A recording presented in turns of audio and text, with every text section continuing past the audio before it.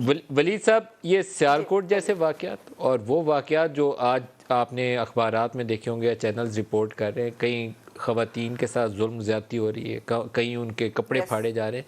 یہ کوئی اسلامی معاشرے کی جھلک نظر نہیں آتی اس کے اندر؟ ہمارے اندر کچھ ایسے پرتشدد بھی ہمارے رجحانات ہیں، اور کچھ جاہلانہ جو رواج اور طریقہ کار ہے وہ بھی ہمارے اوپر بہت حاوی ہوتا جا رہا ہے. کیا کرنا چاہیے؟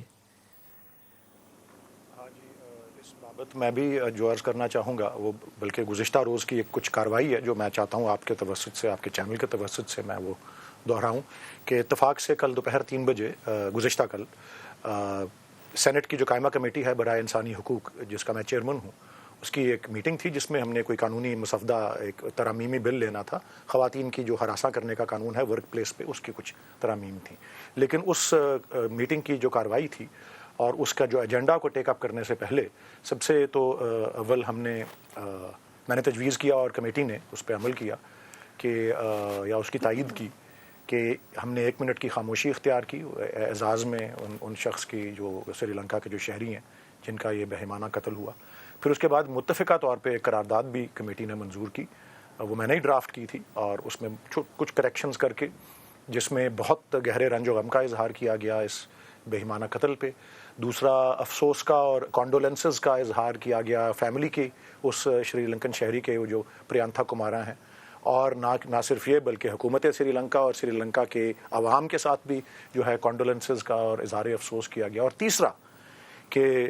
ریاست کے تمام اداروں سے یہ کال اپان کیا گیا، ان کو کہا گیا، ان سے درخواست کی گئی کہ یہ جو اس بہیمانہ قتل میں جو ملوث افراد ہیں ان کو نہ صرف کیفر کردار تک پہنچایا جائے بلکہ ریاست جو ہے خود بھی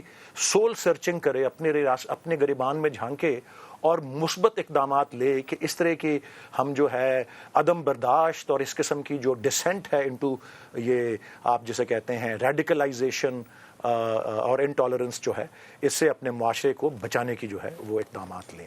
تو یہ قرارداد بھی اور یہ تمام کارروائی سری لنکا کے سفیر کو بھی بھیجی گئی ہے، وزارت خارجہ کو بھی اور وزارت انسانی حقوق کو بھی. اور جہاں تک یہ آپ کہہ رہے ہیں کہ یہ خواتین کے ساتھ جو جرائم ہوتے ہیں، جینڈر بیسڈ وائلنس جو ہے، اس پہ بھی بہت سی باتیں ہو چکی ہوئی ہیں. مینار پاکستان پہ واقعہ ہوا، وہ نور مقدم والا کیس ہوا، اور اس پہ میں ایک بات اہم جو ہے ضرور کرنا چاہوں گا آخری، وہ یہ ہے کہ جی قانون کی سزا سخت کتنی ہے یہ قانون کو یہ نہیں روکتی جرم کو روکتی ہے سزا. یہ امر کے سزا یقینی ہوگی اگر ایک جو جرم کا مرتکب ہے اس کو اس